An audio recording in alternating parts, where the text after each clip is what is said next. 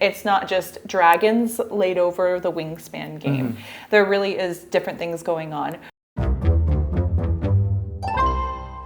Hey everybody, what's up? My name's Mackenzie. And I'm Jonathan. We are husband and wife, and we'd like to welcome you to TerreDice. And today we're taking a look at Wyrmspan, designed by Connie Vogelman and developed by Elizabeth Hargrave. Yeah, and if that name sounds familiar to you and the box is hinting at something, you are not wrong. This is living in the same universe of the game Wingspan, but we are not dealing with birds this time. We are dealing with dragons. Yes, and not earthworms. Not earthworms, which is what I thought it was at first, but dragons. And new mechanics too. So this is a new game. Now the first thing you're going to do in a game of Wyrmspan is you are going to excavate these caves. Without first excavating the caves, you're not able to entice dragons to come into them. So you're going to be laying down these cave cards, which are going to give you instant bonuses. You might need to pay these dragon eggs to fund your excavating expeditions. And then once you have done that, you're going to be able to entice dragons to come into those caves. So you'll entice the dragon by paying the meat and the milk and whatever that dragon needs to come and rest in your cave. Now, once you've done that, you now are able to explore your caves. So you will take your little exploring meeple and you'll move space by space through your cave as far as you can go, as far as you've excavated and enticed dragons. And along the way, you're going to be getting different bonuses. Now, the interesting thing about the Explore action is, unlike its predecessor, Wingspan, you can't rely too heavily on one cave or one strategy because there are diminishing returns. So each time you come back to the same cave, it is going to cost you more for each time you return in the same round. Now, let's talk about rounds and actions. So another thing that is new and unique about this game is that you spend dragon coins to do actions. Now, most actions cost you 1 dragon coin. Some actions are particularly strong, like certain dragons, cost you a separate second dragon coin, and that effectively is spending one of your extra turns. Now, you might also complete actions that get you back dragon coins, and in those cases, you might have more than the standard 6 turns in a round. You can also save those dragon coins at the end of your round to have more turns on a future round. So there will be variable turns in this, so that's a little bit of a different thing about this game as well. Dragons have a couple of relevant attributes that matter. It's, their cost that you pay for them, the size of the dragon, the attitude of the dragon. Like, some dragons are aggressive, some dragons are playful. Shy. Yeah, shy. And some dragons care about the moods of other dragons around them spatially. And also you'll notice that they don't have a lot of spaces for eggs, so dragon eggs are harder to come by in this game and to store. And then additionally, you have these hatchlings, and the hatchlings are really interesting because the first time that they're activated, they're going to give you a bonus. You'll continue to get that bonus every time you activate them. However, the third time you activate them, they're going to give you a much bigger bonus. So they're like a really good strategy if you know you can activate it at least 3 times. Yep. And you could activate it by other things happening on your board.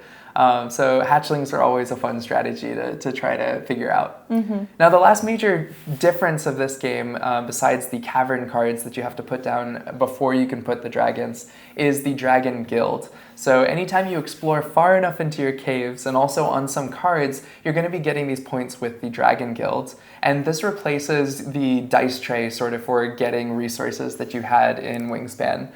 Instead, you have this sort of schedule of things around a rondel that as soon as you gain a point with the Dragon Guild, you're going to move your piece 1 space around this circle, and you're going to gain that next resource. Yeah. Sometimes the timing of this really matters because at the 12 o'clock and 6 o'clock on the top and bottom, you are going to get a instant or an end game bonus that you will claim with one of your player cubes. Now, this could be a pay X to receive Y. It could be a for every X you have at the end of the game, you get Y. It could also be like just get 8 points. And so you kind of have that choice to choose which of those that you claim, but it's definitely going to be a timing game, and it's a lot more of a tempo momentum game that you're trying to figure out. You used that word a lot while we were talking about this. It definitely is like a tempo game. It's timing up your turns so that certain things are happening when you want them to. So that is like a pretty great overview. Now we have played this several times, but our first playthrough we did a live stream of. So if you want to see us fumble our way through it, Wingspan and Wyrmspan, like, is it just I think you've heard from the description, it's not just dragons laid over the Wingspan game.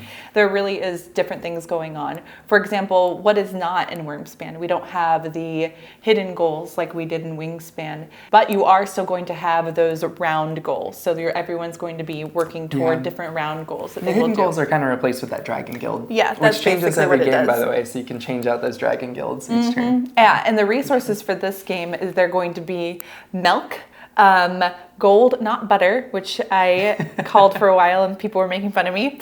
The gem, the sapphire, the crystal. Purple crystal. Yeah, and then I think meat. And meat, yes. And the milk, fun fact in case you were not a dragon of the knowledge, because I was not, the milk is what gives the dragon their powers when they are little. Yeah, I guess just like first off, the two things that I love most are variable turns. I love that you can squeeze more or less out of getting those dragon coins. Yeah. I also love that there are, to me, it just felt like it was so much more about my timing with having, first of all, diminishing returns and going back to the same location over and over again meant it actually mattered. Do I want to put this dragon down before I explore? Because then I can go further. Or I can just explore now because I really need that resource. You really got punished for like going too early to different places and then having to spend the diminishing returns to get there. All right, next let's jump into art and components and theme. So this game is gorgeous.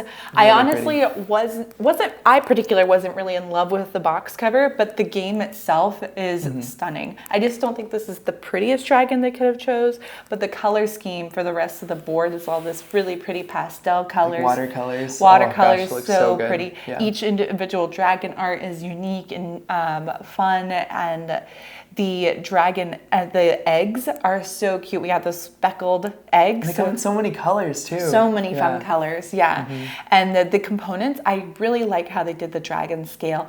There is a shiny wrap on it over the cardboard pieces, and it really helps like add that metallic feel, and it feels like it looks like a metal coin even though it is that cardboard material, which I really enjoyed. Yeah. And so if you watched our live stream, we have the like standard edition. It's really, really nice. There's also, we use the extra tray from the Wingspan nesting box for storing all of our stuff. It comes with these two little green trays, but to us, it didn't really like hold the components the way you wanted to. You're definitely gonna be making piles of tokens on the board. Yes, this game does help if you have X trays or some little trays yourself, because there will be lots of piles around as it doesn't come with those.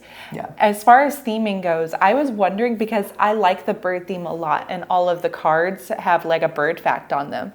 But I was like, lots of people were like, where are the facts? Like, I wish I had the facts. Well, people, for your information, there is an entire booklet. How many pages is this? It's thick. Crazy. It is 32 pages. 32 pages with information about these dragon facts. I am not a dragon college. I'm a hornicologist. I don't know, but of the person that studies, that knows a lot about dragons, so I cannot tell you for certain if these are accurate, or if these dragons, well, of course, I mean, they're all made up, but it is like very detailed. Okay, let me just pick one. Fanged Fey Dragon. What's that? This one? Yeah. Okay, this dragon is playful. The dragon is normally friendly and docile, but slumbers deeply. If startled awake, the fair dragon will attack anything in sight, including kin. Ooh. So it really just goes into detail about all of these, and there's cute drawings, and yeah, so theming there, I mean, great. Like, I didn't know what they were going to do at first, but they really took it to town here. So if you're interested in any of the dragons that you're playing with, you can look them up in the book. All right, so I guess, which one are you playing next, Wingspan or Wyrmspan? Oh man, so one thing I want to say about Wyrmspan and Wingspan, Wyrmspan to me, while there are lots of differences, it also feels like it combines a lot of the expansion elements into one game. Like how there'll be like end of round goals, end of like game goals, stuff like that. You still collect things onto dragons and like where they can tuck cards. Like, so all of those elements are still there. I really like Wyrmspan, yeah. That's the one I would play next. Yeah, I want to play it again. Yeah. Yeah. I really like the playing with the Dragon Guild. I love Wingspan and I play a lot. I still totally suggest that one too. It's a fantastic game for people that are new coming into the gaming industry. I think that is a wonderful game for people to be starting out with. But Wyrmspan really just takes it up a notch. I enjoy it. Yeah. Now, the other question people kept asking us, like, if I own Wingspan, should I buy Wyrmspan? I think so. I think that it's a different enough game that it actually really refreshed it for me a little bit. And I feel like it's got totally different mechanics. The timing matters a lot more. It's a lot less random, I feel, overall, especially because you can't rely on those same strategies for every row. Or the roll of the dice. Yeah. So I think it's definitely a different game for a different audience. Okay, I will say that is one thing I really miss. I know people say it's like luck, but I love the bird dice tower in Wingspan. This does not have that, so I do miss that. I love that element. So that is something that is missing. Now, here's the other question. What if I played Wingspan, I hated it, should I play Wyrmspan? I actually think you should. I really actually think that if you didn't like Wingspan, you should try Wyrmspan. I think that it's not sufficiently heavier, so if their problem was like, it was just too light, this may work, but it's only like a little bit heavier. I would say this turns up the heat a little. Yeah, so it's if that was their main concern, no. If their main concern was like I had this lucrative lottery going on in I'm rolling dice every bird in my blue zone, and that annoyed them, definitely try Wyrmspan. Yeah, and if then you don't like, I know some people just don't like birds. And maybe dragons is your thing. All right, guys, that is an overview and our review of Wyrmspan. Thank you so much to Stonemaier Games for sending us this copy so that we could check it out and share it with all of you. If you have any questions about the game, feel free to leave them down below. And we will talk to you next time. Happy playing. You need to make fire come out of my mouth. Yeah.